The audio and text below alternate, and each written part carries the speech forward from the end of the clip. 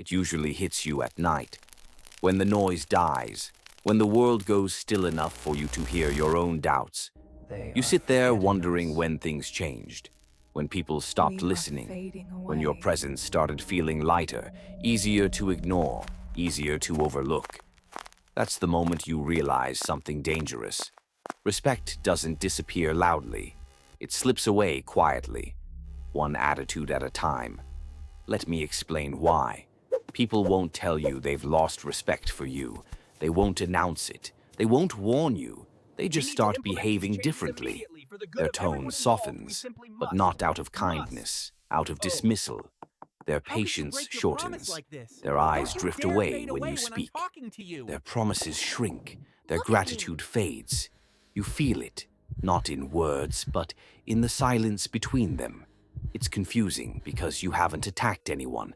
You haven't changed drastically.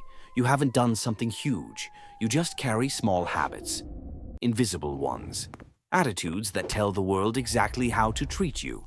Here's the truth. Respect isn't lost through big failures. It's lost through everyday behavior you don't even notice. This isn't random. It's psychology. First, the attitude of quiet self-erasure. When you speak softly so you don't bother anyone, when you shrink yourself to keep the peace, people see it.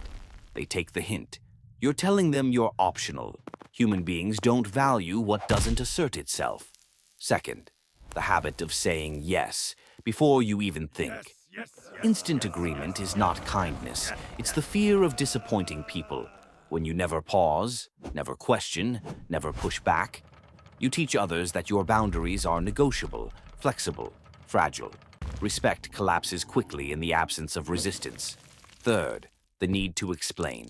Every decision, every time you justify a simple choice, every time you over-explain why you said no, every time you defend actions that didn't need defending, you reveal something. You're not confident in your own judgment. People respect certainty, even when it's quiet. They disregard those who feel guilty for existing. Fourth, the nervous laugh. You know the one. The laugh you use when you're uncomfortable. The laugh you use to mask your anxiety. The laugh that says, "Please don't get angry.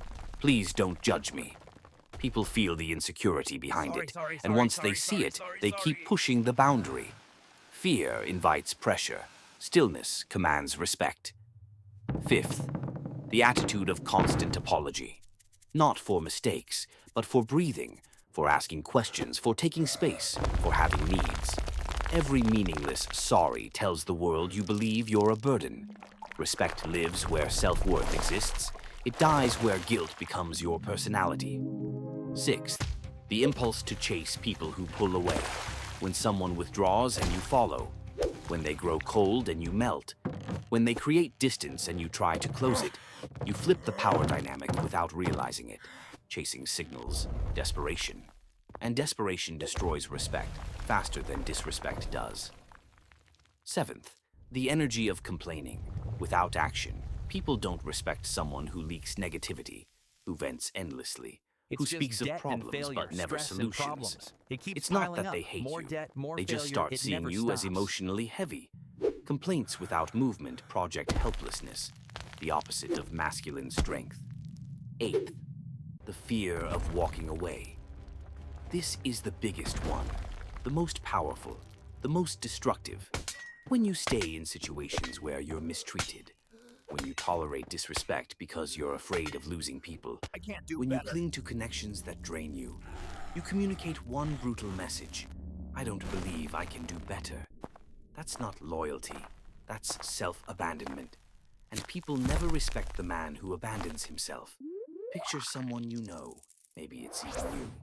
The guy who's always available, always flexible, always accommodating. Sorry. He apologizes for things he didn't do. He laughs when he's uncomfortable. He agrees instantly. He stays quiet when he should speak. He keeps giving to people who give him nothing. He grips relationships that treat him like an option. People like him. They use him. They depend on him. But they don't respect him because he doesn't respect himself. And deep down, he knows it. Here's the truth. Respect is not an emotion. It's an energy. You don't earn it by pleasing people. You earn it by standing firmly in who you are. Respect rises when you stop explaining yourself, when you speak clearly without fear, when you disagree calmly, when you stop apologizing unnecessarily, when you leave the table the moment you're no longer valued at it. Something shifts. People feel it instantly. Your presence grows heavier. Your silence becomes more meaningful. Your words hit harder. Your boundaries become visible without you saying a word. This is psychology. People treat you the way you treat yourself. If you carry yourself like you're replaceable, you become replaceable. But if you carry yourself like someone whose respect is worth earning, they start earning it. Respect isn't about being dominant. It's about being aligned with yourself. The world mirrors your internal posture. If you shrink, it overlooks you. If you chase, it runs. If you apologize for existing, it treats you like an accident. But when you stand still in your value, when you move with quiet confidence, when you choose your own worth over other people's approval, the world responds, people notice, and respect returns. Not because you demanded it, but because you finally embodied it.